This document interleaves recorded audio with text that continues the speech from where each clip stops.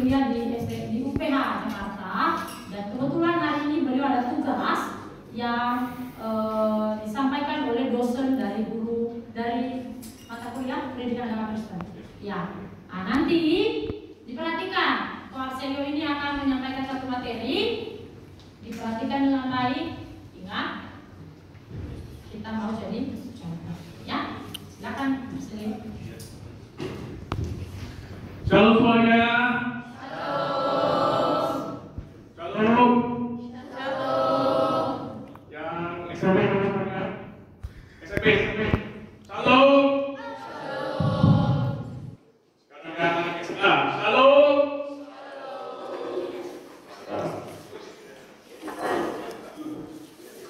Oke. Jadi hari ini saya akan membahas tentang Injil Lukas. Resminya lebih dikatakan perjalanan ke Emmaus. Saya akses. Kelihatan nggak? Kelihatan ya.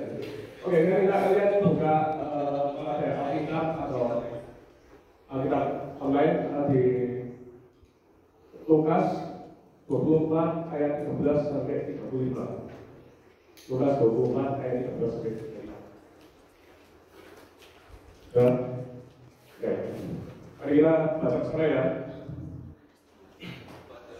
Pada hari itu juga dua orang dari murid-murid Yesus pergi ke sebuah kampung bernama Emmaus yang terletak kira-kira 7 mil jauhnya dari Yerusalem, dan mereka bercakap-cakap tentang segala sesuatu yang telah terjadi.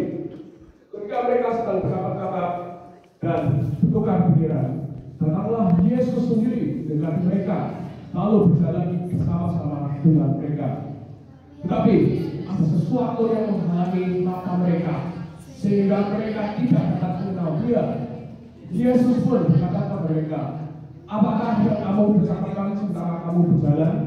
Maka berhentilah mereka dengan muka muram. Seorang dari mereka, namanya Kleopas, menjawabnya, adakah engkau satu-satunya orang asing di Yerusalem yang tidak tahu apa yang terjadi di situ pada hari-hari belakangan ini? Katanya kepada mereka, apakah itu?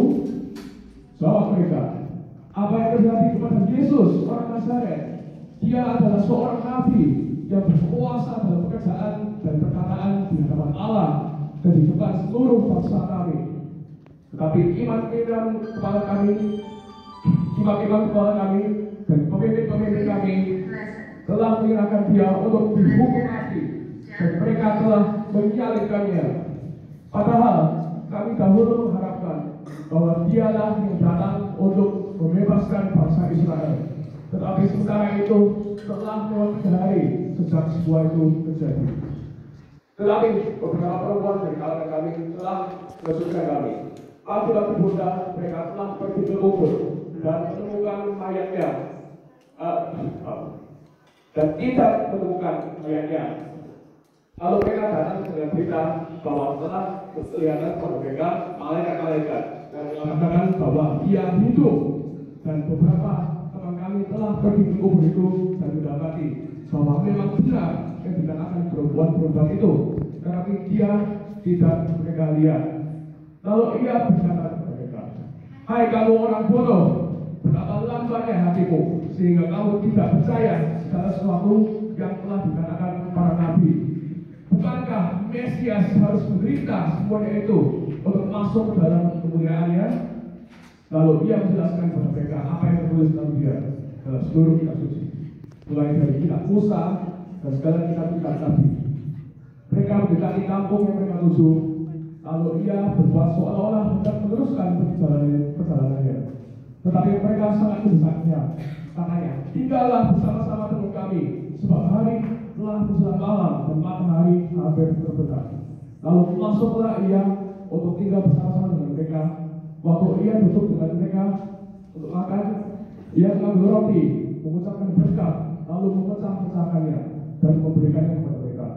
Ketika itulah terbukalah mata mereka dan mereka pun mengenal dia.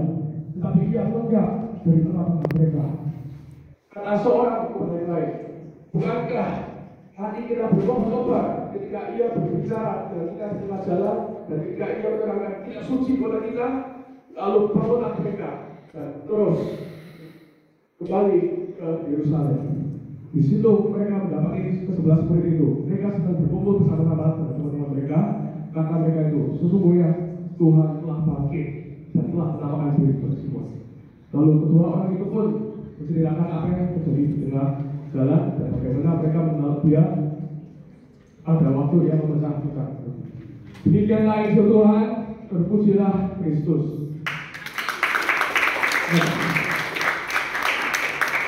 Baik, jadi bacaan yang untuk baca jadi pertama kita harus memahami konteks dari bacaan tersebut. Jadi konteksnya adalah Lukas 24 adalah bagian terakhir dari Injil Lukas yang menceritakan peristiwa setelah kebangkitan Yesus Kristus. Sebelumnya para perempuan menemukan kubur Yesus yang kosong di Lukas 24 ayat 1 sampai 12 itu sebelum bacaan kita tadi ya.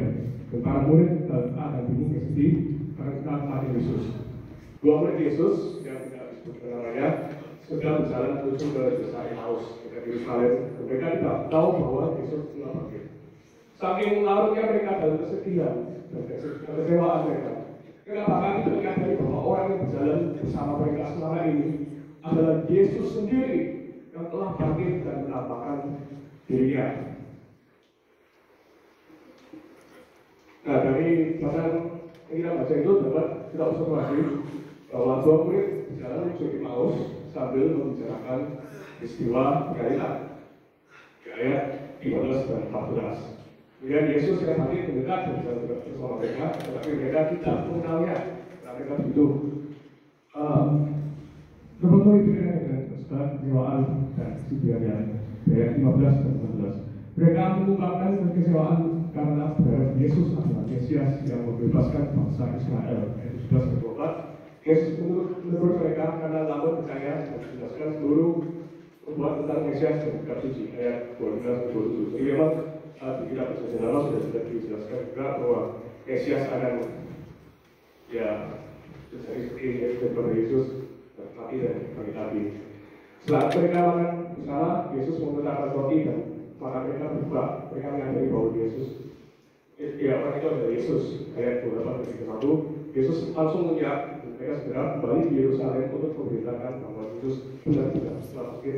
Ayat 32 sampai 35.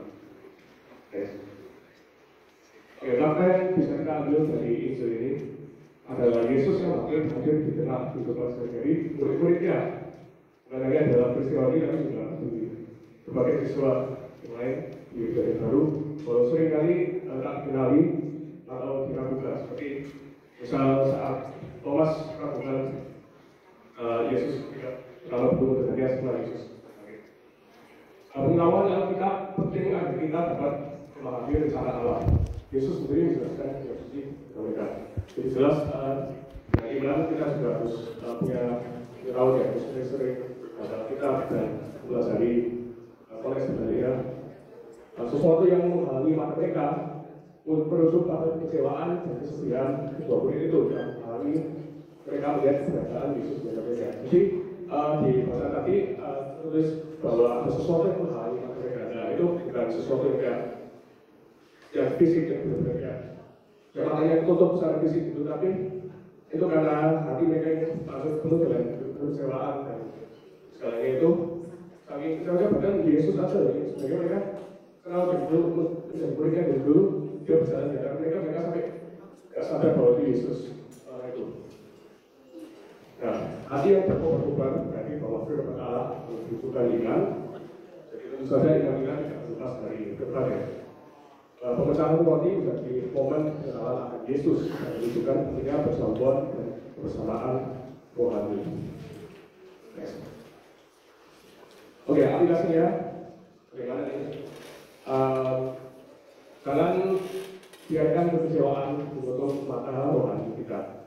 Bahwa murid itu kecewa karena harapan mereka tentang Yesus tidak sesuai dengan kenyataannya. Kadang kita juga kecewa dengan cara sebuah pekerjaan. Kita tidak mengerti dan justru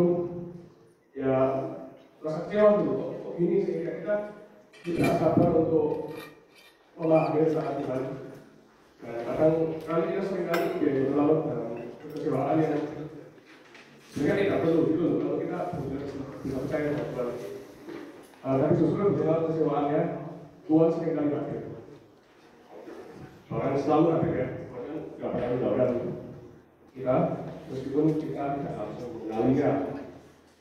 Yesus bisa hadir dalam hal-hal sederhana. Mereka mengenal Yesus saat dia merasakan roti. Tuhan tidak selalu berbicara lewat hal yang spektakuler atau ya mukjizat yang benar. Wow, mukjizat. Justru seringkali dia memakai momen sederhana dan biasa. Kita diambil jadi saksi bagi kita semua sebagai umat Kristus. Seperti dua murid itu yang langsung kembali untuk memberitakan. Oke, saya di contoh ya. Perjalanan kita bersama Yesus itu ibaratnya seperti meninggalkan dua pasang jejak kaki di jalan yang kita lalui. Ketika hari-hari kita sedang baik dan kita merasa oh iya, wow saya sangat berarti itu Yesus sangat bersama saya. Semuanya everything's so good.